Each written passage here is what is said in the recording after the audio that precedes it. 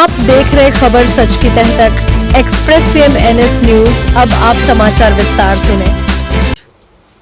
5 अगस्त 2026 को श्री प्रीतम धाम दशमेश घाट charitable trust के कार्यालय में बाबा हरिदास जी के सानिध्य में आज हमारे बीच स्वामी सुदेशानंद ब्रह्मगिरी जी महाराज और हमारे बीच रुद्रानंद पुरी जी महाराज और पंडित अनिल शर्मा गजराज जी महाराज और चंद्रवंशी जी राजकुमार चंद्रवंशी जी हमारे बीच हैं। साथ में हमारे राजनीतिक सामाजिक कार्यकर्ता रजनीश शर्मा जी भी मौजूद हैं और मैं स्वयं डॉक्टर आरपी सिंह बाबा हरिदास जी के सानिध्य में आज हमारे बीच माँ यमुना और सनातन पर चर्चा के लिए तमाम महानुभाव और उच्च कोटि के संत विराजमान हैं। तो अभी हमारे बीच इस संदर्भ में बाबा हरिदास जी महाराज और उनके आईटी सेल के इंचार्ज मोहित जी आप सब लोगों से इस बारे में चर्चा में भाग लेंगे। तो मैं स्वामी सुदेशानंद जी ब्रह्मगिरी जी महाराज से मैं निवेदन करना चाहूँगा कि सनातन और माँ यमुना के संदर्भ में बताएं कि लोगों को किस तरह से जागरूक किया जा सके और लोगों को क्या संदेश देना चाहते हैं, क्योंकि उनकी वाणी का एक समाज के बीच एक अच्छा संदेश जाता है साधु सन्यासियों का। तो हम स्वामी सुदेशानंद जी महाराज से निवेदन करेंगे कि वो अपना वक्तव्य रखें। सर्वप्रथम यहाँ पर उपस्थित सभी पत्रकार बंधुओं को, हमारे सम्माननीय संतों को मैं बहुत बहुत बधाई दूंगा।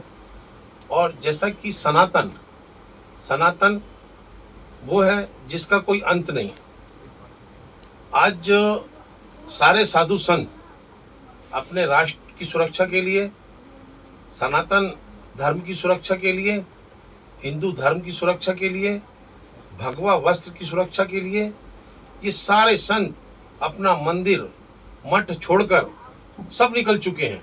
पूरे गांव-गांव में जा रहे हैं, पूरे शहर के कोने कोने में जाकर सब सनातनियों को जगाने का काम कर रहे हैं, क्योंकि आने वाला जो समय है वो सनातनियों के लिए ठीक नहीं है।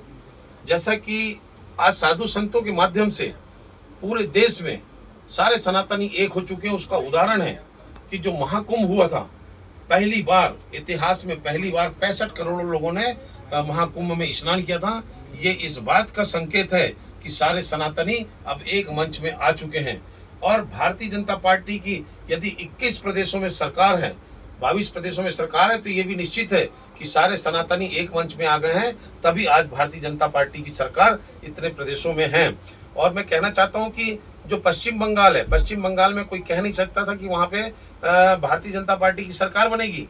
मैं चुनाव के 2 माह पूर्व गया था और मैंने कह के आया था कि वहां पे भारतीय जनता पार्टी की सरकार बन रही है और 200 से ऊपर सीट आएंगी। और 200 के ऊपर सीटें आई तो वहां के हमारे अपने लोगों को विश्वास नहीं था। लेकिन उसका कारण ये है कि आज सारे सनातनी एक मंच में आ गए हैं, सारे हिंदू एक मंच में आ गए हैं। अब वो समय नहीं रह गया कि लोगों हिंदुओं को आंख दिखाएं। पर मैं जब 2 महीने पूर्व गया था चुनाव के पश्चिम बंगाल, तो मैंने देखा वहां का हिंदू मर मर के जीता था।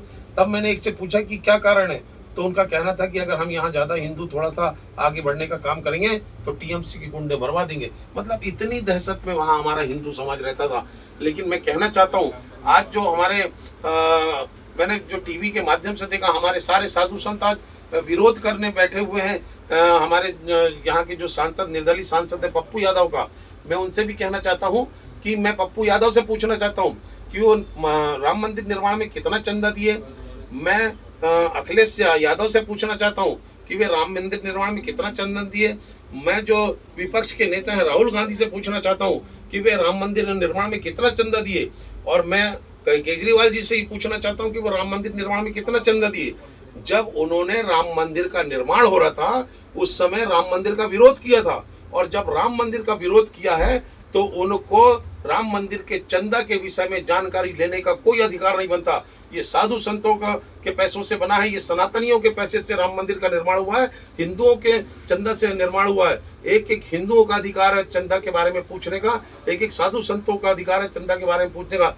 लेकिन जो पप्पू यादव ने संसद भवन के प्रांगण में जो किया, साधु का वस्त्र धारण करके, सनातनियों का वस्त्र धारण करके, भगवान प्रभु श्री रामचंद्र जी की फोटो को एक अवधेश प्रताप जो सांसद है अयोध्या का, उस अयोध्या के सांसद के पैरों में रखकर हमारे प्रभु श्री राम का भी अपमान किया है, सारे साधु संतों का अपमान किया है, भगवा वस्त्र का अपमान किया है, सनातन का अपमान किया है। हम महामहिम राष्ट्रपति महोदय जी से और हमारे प्रधानमंत्री जी से, गृह मंत्री जी से और स्पीकर महोदय से मांग करते हैं कि पप्पू यादव की सदस्यता समाप्त करते हुए उसे गिरफ्तार किया जाए। मैं कहना चाहता हूं देश के हमारे युवा साथियों से, क्योंकि जल है तो जीवन है। हमारा जो माँ यमुना नदी जो यहाँ से निकल रही है दिल्ली से, आज प्रदूषित होते जा रही है। मैं यहाँ की सरकार से भी मांग करूंगा। मैं आपको बता दूं कि इसके पूर्व 3 महीने पहले मैं यहाँ हमारी मुख्यमंत्री जो रेखा गुप्ता जी हैं, हम उनसे मिले थे। हमारे कुछ साथियों के द्वारा हमने उनसे मांग रखा था कि यमुना की सफाई के लिए आप एक विशेष कानून बनाए ताकि यमुना की सफाई हो सके। उनने तत्काल उस बात को गंभीरता से लेते हुए उनने यमुना की सफाई में सहभागिता निभाई और हमारे जो आदरणीय हरिदास जी हैं उनके साथ खुद स्वयं जाके यमुना की सफाई की। मैं उनको बहुत बहुत बधाई दूंगा, धन्यवाद दूंगा। और आज जो हमारे जो हरिदास जी यमुना बचाओ आंदोलन के प्रमुख हैं, वो करता धरता हैं, उनके नेतृत्व में, उनके मार्गदर्शन में आज दिल्ली में यमुना की प्रतिदिन सफाई हो रही है और आज यमुना मैया स्वच्छ है। मैं इनके माध्यम से कहना चाहता हूँ कि इनने जो मेहनत किया है, ऐसे ही दिल्ली के भी और भी सारे लोग अगर मेहनत करें, युवा साथी मेहनत करें, हमारे जो छात्र हैं वो मेहनत करें, तो यमुना की सफाई हो सकती है। और सरकार से भी कहना चाहता हूँ कि जो दिल्ली का जो गंदा पानी जा रहा है नाले के माध्यम से, उस नाले में फिल्टर लगाकर हम यमुना की जल को हम स्वच्छ बना सकते हैं। इसलिए सरकार से निवेदन करूंगा कि वो ऐसी व्यवस्था बनाए कि जो दिल्ली का गटर का जो पानी जा रहा है, जो दिल्ली का नाला बह के और यमुना नदी में माता जी में मिल रहा है, उसको आप रोक लगाकर उसको स्वच्छता बनाए रखने के लिए वहाँ पे ऐसी व्यवस्था बनाएं कि वहाँ से फिल्टर होकर पानी जाए और स्वच्छ पानी यमुना नदी में, यमुना मैया में मिले। मैं आपके माध्यम से, चैनलों के माध्यम से, पत्रकार बंधुओं के माध्यम से कहना चाहता हूँ कि जल्द से जल्द हम पप्पू यादव का आप को गिरफ्तार करें।